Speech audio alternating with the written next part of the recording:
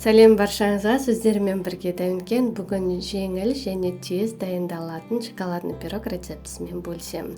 YouTube каналыма лайк басып тіркеліп қойыңыздар. Ең алдымен сүтті ысытып аламыз. Ыстық сүттің үстіне 40 грамм какао, 97 грамм қант қосамыз. Венчикпен жақсылап араластырып аламыз. Сүтті қатты қайнатпаңыз, жай ғана ысы болу керек, себебі какао мен қант еруі керек. Дайын массаны бір шетке алып қоямыз. 4 жұмыртқаның үстіне қант саламыз, миксермен шайқаймыз.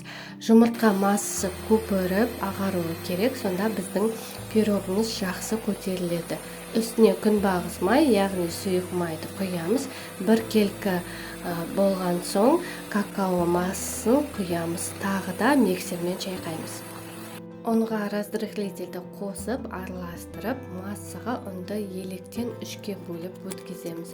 Өткені бәрін бірден салсақ, біздің пирогымыз басылып қалуы мүмкін.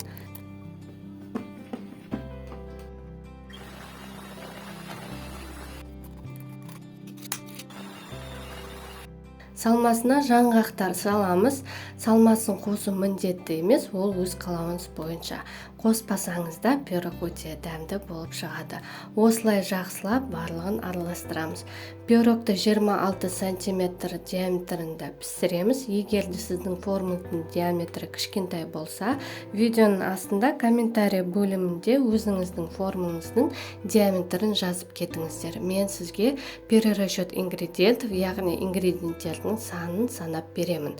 Пергамент қағазын төсеп, шоколадный массаны формаға құямыз. Пешті алдын ала қыздырып қойыңыз.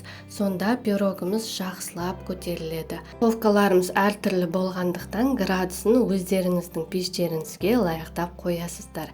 Алдын ала 180 градуста қызып тұрған пешке 40-45 минутқа қоямыз. Әрі қарай шоколадты глазурь дайындаймыз.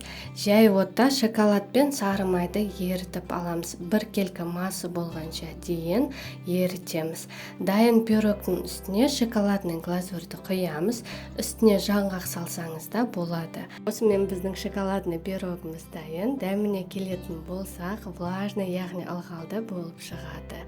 Өте дәмді ас болсын. Видео рецепт ұнаған болса, YouTube каналыма лайк басып тіркеліп қойыңыз.